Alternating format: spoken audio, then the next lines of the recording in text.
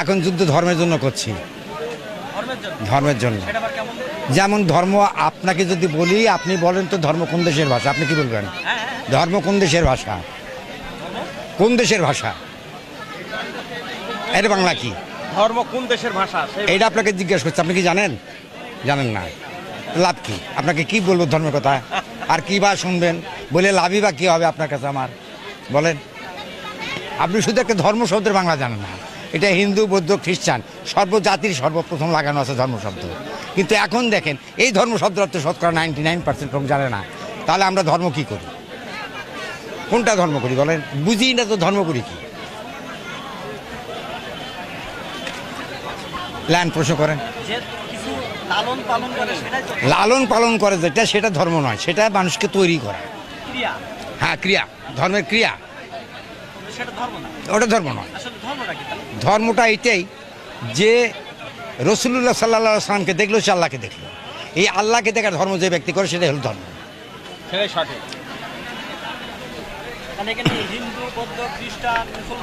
এখানে হিন্দু, বৌদ্ধ, খ্রিস্টানের কোনো প্রশ্ন ওঠে? মানুষ, মানুষ ধর্ম এখানে। আপনি থামেন। এখানে মানুষ, মানুষই হলো ধর্ম আল্লাহর। আল্লাহর মানুষ, আল্লাহকে মানুষ ফুটিয়ে বের করেছে, তাই মানুষই সর্বধর্মের উৎস। মানুষই সর্বধর্মের উৎস। আর লিখেছে ওই মানুষই। এই ধর্ম পুস্তকগুলোই মানুষই লিখেছে, আল্লাহও লিখেনি, আল্লাহর ফেরেশতাও লিখে যায়নি। জিন ইনসান কেউ লেখে, জিন লেখে নাই। তাহলে কে লিখলে? এই ধর্মগ্রন্থগুলো মানুষই লিখেছে। যেমন এক সাধুকে প্রশ্ন করেছিলাম আমি, হযরত মুহাম্মদ সাল্লাল্লাহু আলাইহি ওয়াসাল্লাম, কথা ভালো করে বুঝুন, 25 বছর থেকে হেরা গুহায় উনি ধ্যান লাগালেন 15 বছর বয়স পর্যন্ত। 40 বছর আসলো, 40 বছর বয়সে ওহি আসলো। তা আমি ওনাকে জিজ্ঞেস করলাম যে আপনি বলেন তো, এই যে 15 বছর হযরত মুহাম্মদ সাল্লাল্লাহু আলাইহি ওয়াসাল্লাম ধ্যান করলেন, কোন নবীকে অনুসরণ করে? উনি সরাসরি আমাকে জবাব দিলেন যে আমি জানি না। এখন আপনি বলেন, আমরা কি জানবো? আমরা জানবো কি? উনি তো ধর্মের প্রবক্তা। আর তাহলে আমরা কি করে জানবো উনি নবী, কোন ধর্মের নবী? কোন তন্ত্র ধর্ম ছিল না? তৌরাত, জবুর, ইনজিল, ফুরকান, মহাগ্রন্থ নবীদের কিতাব এগুলো ছিল। শ্যাম, যজুর, অথর্ব, ঋক, ত্রিপিটক, গীতা এগুলো ছিল। কোরআন তো ছিল না, ওনার মাধ্যমে এসেছে, মিডিয়া হয়ে এসছে। তাহলে উনি কোন ধর্ম, কোন নবীর ধর্ম পালন করলেন, করে ওইটা পেলেন? এর আগে তো ধর্ম ছিল। উনি তো মানবতার ধর্মতেই বুঝতেনই না, তাই তখন তো ধ্যানে মত্ত। 15 বছর হেরা গুহায় ধ্যানে মত্ত ছিলেন। তাহলে উনি কোন নবীর ধর্ম নিয়ে যায় বসে থেকেই ধ্যানটা করলেন? প্রশ্ন আমার এখানে। আজকে আমরা কোথায়? ধর্মের কোন জায়গায়? আজকে আমরা মিথ্যার অবকাঠামোতে সত্যকে নিচে নামায়, মিথ্যা উপরে উঠিয়ে আমরা মিথ্যা ধর্ম লিয়া সরাসরি আচরণবিধি চালাই যাচ্ছে। এখানে দেখেন, এই সুইপারের ঘর থেকে মিনিস্ট্রি পর্যন্ত একই অবস্থা। মিথ্যা, মিথ্যা, মিথ্যা, মিথ্যা, মিথ্যা। সত্য কেউ বলতে চাচ্ছে না। কেন চাচ্ছে না? এটা কি এতই অপরাধ বলা? সত্য বলার কি এত অপরাধ বলেন? তাই আজকে যেমন আপনাকে বলি, ইসলামের বাংলা কি? আপনাকে বলছি, হ্যাঁ, এই আরবি শব্দের কত বছর পূর্বে এই শান্তি শব্দ ব্যবহার হয়েছে? কোন মনীষী এই শান্তি শব্দটা কোন ধর্মগ্রন্থে লিখেছে বলেন? এই কেতাবের কোরআনের আগে, কোরআনের আগে। কোরআন 1400 বছর আগে। কোরআনের কত আগে আসছে? এটা 5500 বছর আগে। বিশ্বমিত্রা মুনি উনি ঋগ্বেদ লেখেন, বেদ লেখেন। ওই বেদেই সর্বপ্রথম একে ওম শান্তি, ওম শান্তি, ওম শান্তি, অহম ব্রহ্মা সর্বতরং ভর্গ দেবস্ব ধীমহি দেনে প্রচোদয়াৎ। তাইলে আপনি বলেন তো, আপনি ধর্মের কি বলবেন?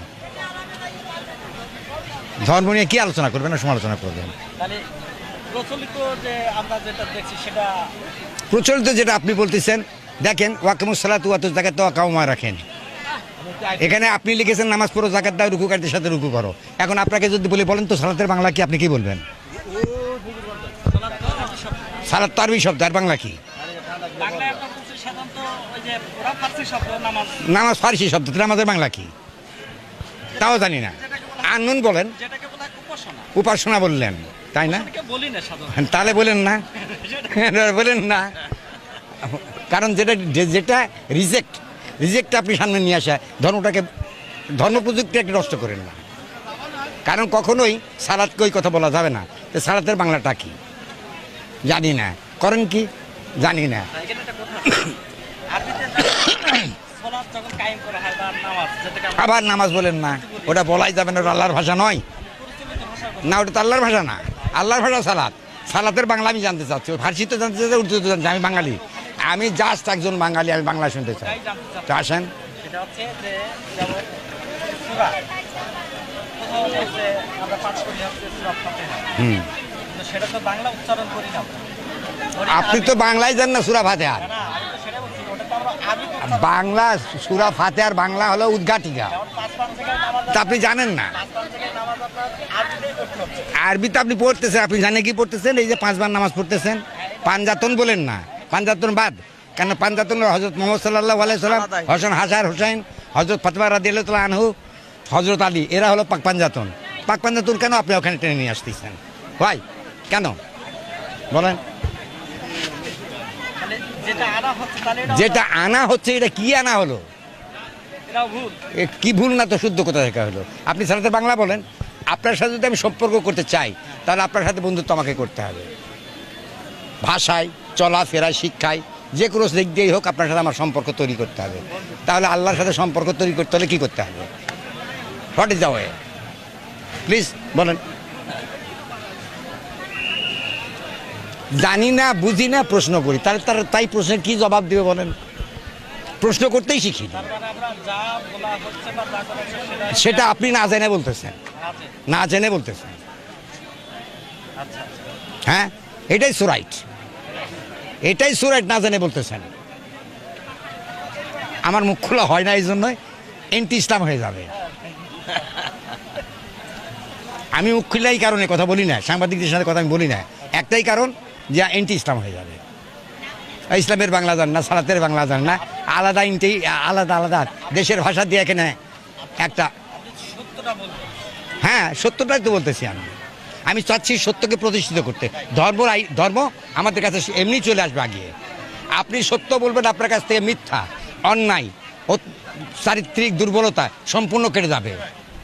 একটা মিথ্যা সত্যর কাছে এমন কোনো জিনিস নাই যে সেখানে সে দাঁড়াতে পারে, এমন কোনো অপশক্তি নাই যে সত্যের কাছে দাঁড়া থাকতে পারে। আপনি কেন সত্যটা বলতেছেন না? কেন আপনার ছেলে মেয়েদেরকে সত্য বলাচ্ছেন না? এই টুকিয়া থেকে বহু জিজ্ঞেস করছে আপনার পরিবারে কয়জন সত্য কথা বলে, ওরা বলছে একজন না। তাহলে আপনি নামাজ পড়তে কি চুদাতে যান কেন? ওখানে কেন যান? আপনার যদি সত্যই না বলেন তো আপনার এই যে অপকীর্তি করার পরে আপনি নামাজ পড়তে যাচ্ছেন, ব্যাপারটা কি? আপনার কি করলে নামাজ পড়লে বেহেশতে যাবে? এটা কি আল্লাহ চেয়েছে? নামাজ পড়লে বেহেশতে যাবে আল্লাহ বলেছে? এটা তো কন্ট্যাক্ট নাই, উইদাউট কন্ট্যাক্ট। আল্লাহ কোনো কন্ডিশন করে নাই, কোনো কন্ট্যাক্ট করে নাই যে ওকেই করবো, ওকেই দেবো। আপনাকে অর্জন করতে হবে। আপনি যদি অর্জন করার পদ্ধতি না জানেন, আপনি কি করে করবেন?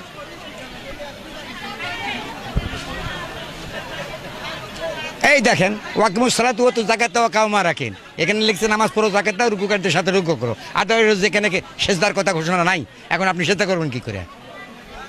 ওয়াসজুদ লেখা নাই, সেজদার কথা লেখা নাই। সূরা বাকারার 43 দান কোরআন খুলে দেখেন, নিচে উপরে কোনো ইনস্ট্রাকশনও নাই। এখন আপনি কি করবেন আমাকে বলেন? এখন ছেলে শিয়ানানি পারে ধরে বিয়ে দিচ্ছেন, এই তো অবস্থা। না অন্য কিছু? কথা শুনছেন না। এই তো না অন্য কিছু? ছেলে শিয়ানাই হয় না, তা নিয়ে যে বিয়ে দিচ্ছেন। ভাষা তো আসছে এইখানে, না অন্য কিছু আসছে? অন্য কিছু আসে নাই। বিদায় একটার উপরে আপনি বিশ্লেষণ করে দেখেন, লা ইলাহা ইল্লাল্লাহু মুহাম্মাদুর রাসূলুল্লাহ, এইটুকু যদি আপনি নিয়ন্ত্রণে আনতে পারেন, আপনার সব কিছু ফায়সালা হয়ে যাবে। সব কিছু ফায়সালা হয়ে যাবে। ওগুলো তো কিরান কাচ্ছি নাই, দেখেন সূরা বাকারা, সূরা ফাতিহার 7 আয়াতে বলতেছে, ইহদিনাস সিরাতাল মুস্তাকিম নাম তালাইহিম গায়রিল মাগদুবি আলাইহিম ওয়ালাদ-দাল্লিন, আমিন। হে সৃষ্টিকর্তা, তুমি আমাকে সহজ সরল পথের অনুসন্ধান দাও। আপনি কি একদিন সহজ সরল পথের অনুসন্ধান করেছেন? একদিন সহজ সরল পথটা কি অনুসন্ধান করেছেন কেতাব পড়িয়া? বলেন করেছি? আপনি তো মুসলমান নাকি? না মুসলমান। তাই তাই কি আল্লাহ আকবার আল্লাহ আকবার মানুষ মানুষ ইয়াস আপনি মানুষ এটা আমি মানে নেব 100%। মানুষ হতে পারেনি, না মানুষ হতে পারেনি এটা আমি বলতেছি, হতে পারেনি এটাও ঠিক। আপাতত দৃষ্টিতে বলা যায় রক্ত আপনি আপনি রক্তে মাংসে করে একজন মানুষ, একটা রূপ মানুষের রূপ একটা এসব ইয়াস আপনার শিকল মানুষের, মাগার আপনি মানুষ হতে পারেন যেহেতু আপনার মধ্যে সততা নাই। আপনি আপনি একজন সাংবাদিক, মানুষ ব্যাপক অর্থে ব্যবহার আমি একজন মুক্তিযোদ্ধা। একজন মুক্তিযোদ্ধা যদি ঘুষ খায় তাহলে সে কি মুক্তিযোদ্ধার মধ্যে থাকে?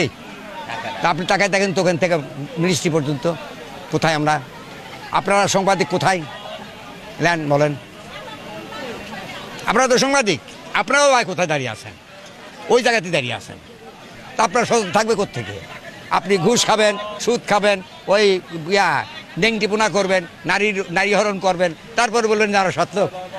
আরে আল্লাহ আকবার, কি সতের সতরে আপনারা কি সত্র সৎ নাউযুবিল্লাহ। এই কথাগুলো বলি না এই জন্যই যে আমি বলতে গেলে তো ইসলাম এন্ট্রি হয়ে যাবে। ওই তখন বলে যে ইয়ার মতো হয়েছে, ওই যে ডক্টর জাকির নায়েক হয়েছে। তা আমি ডক্টর জাকির নায়েক না, আমি সাধু মানুষ, আমি সাধু মানুষ। ডক্টর জাকির নায়েক তো একটা শিক্ষিত মানুষ। শিক্ষিত মানে হলো সে ওই কোরআনের দৃষ্টিকোণ থেকে যে কথাগুলো বলে গেছে ওটা কোন গোত্রের লেখাপড়া আপনি কি জানেন? আপনি কি জানেন উনি কোন গোত্রের লোক? কোন গোত্রের লোক? ওহাবি গোত্রের লোক। তাহলে ওহাবি গোত্রের লোক কি এই ইসলাম মেনে নেবে? ওহাব বিন মোহাম্মদ সে নবী বলে দাবি করেছিল। হযরত মুহাম্মদ সাল্লাল্লাহু আলাইহি ওয়াসাল্লামের সময় সে বলেই গিয়েছিল যে এখানে একটা সিংহ যাবে, সেই হলো ওহাব বিন মোহাম্মদ। এখন আপনি বলেন তো কাকে মানবেন? আপনার মানায় কোথায়? আবার বললেন আপনারা আবু বকরকে মানবেন না। অনেক মৌলবীও বলে যে আপনারা কি আবু বকরকে মানেন না? তখন ওরাই বলে যে হ্যাঁ মানি। আচ্ছা আবু বকর বড় না মোহাম্মদ বড়? আমার কার দিন মানবো? আবু বকরের দিন মানবো না মোহাম্মদের মানবো? বলেন। মুহাম্মাদের দিন মানব। আমরা কত ভুলের মধ্যে রয়েছি, হাজারো ভুলের মধ্যে থেকে বলি আমরা শুদ্ধ মানুষ। তাহলে এখন কি করবেন বলেন? আপনার বলার কি আছে, আমার বলার কি আছে? বলতে হবে না। লাস্ট পর আমাকে বলবেন ভণ্ড, শালা গাঁজা খুঁড়ে, আমি তো গাঁজার আশপাশেই যাই না। বলবেন তো। একদিন কালকের আগের দিন এক ছেলে বলতেছে বাবা যে আপনি সাধু মানুষ, গাঁজা খাওয়া লাগে না? গাঁজা খাওয়া লাগবে তো, সাধু মানুষ, কারণ আমার গাঁজা খাওয়া লাগে না। আমি এমনি এই আল্লাহর গাঁজা খাই দেয় চুপচাপ থাকি। আল্লাহ গাঁজা দেয়, গাঁজা আমি খাই। হ্যাঁ নজরুল বলছে তো, খোদারও নামে শরাব পেয়ে বেহুশ হয়ে রই পরে আমি হাই বলেছে তো, নজরুল বলেনি? নজরুল বলছে তো, খোদারও নামে শরাব পেয়ে বেহুশ হয়ে রই পরে হাই। তা আমি আল্লাহর নামে কোরকের গাঁজা খায় সে বেহুশ হয়ে রই পরে হাই। তাই বলে কি নজরুল গাঁজা খেয়েছে? খায়নি তো। হ্যাঁ লালন কি খেয়েছে? লালনও খায়নি। কিন্তু আপনারা যারা অনুসারী ভক্ত একটা জিনিস শোনেন, আমি আঘাত পাইছি, আঘাত পাওয়ার পরে আমি একটা মেয়ে আমাকে আঘাত দেওয়ার পরে আমার প্রায় ম্যাড হবে এরকম অবস্থায় হয়তো একটা সাধুর কাছে গিয়ে পড়েছি। সেই সময় পরে যে সাধু গাঁজা খেতেন, ওর সাথে আমি একজন মুসলমান, আমিও খাওয়া শিখেছি, সেই গাঁজাটা ছড়াই ফেলেছি। এছাড়া অন্য কিছুই না, এছাড়া অন্য কিছুই না। এটাই রাইট। আমি একটা লেডিস এর প্রেমে পড়ে আমি আমাকে বিকৃতি করে ফেলেছি, ব্রেনটা করে ফেলে সাধুর আওতায় চলে গেছি, যাই ওখানে বসে তার সাধুর সাথে গাঁজা খাওয়া শিখছি। সেই সময় কোন সময়? যেই সময় এই দেশে ব্রিটিশ সাম্রাজ্যবাদ ছিল, হিন্দু সাম্রাজ্যের হিন্দু দ্বারা পরিচালিত, রাজাদের দ্বারা পরিচালিত দেশ ছিল। সেই সময় সাধু হিন্দুদের সংখ্যা বেশি ছিল, মুসলমানের সংখ্যা ছিল কম। ওই সময় ওরা খেত গাঁজা, আমিও খাই, ওর সাথে বসে থাকি, মুসলমান গাঁজা খায়, এখন ছড়া দিচ্ছে এখানে গাঁজা। ওই একদিন আমরা তো টেকনিশিয়ান, আমরা তো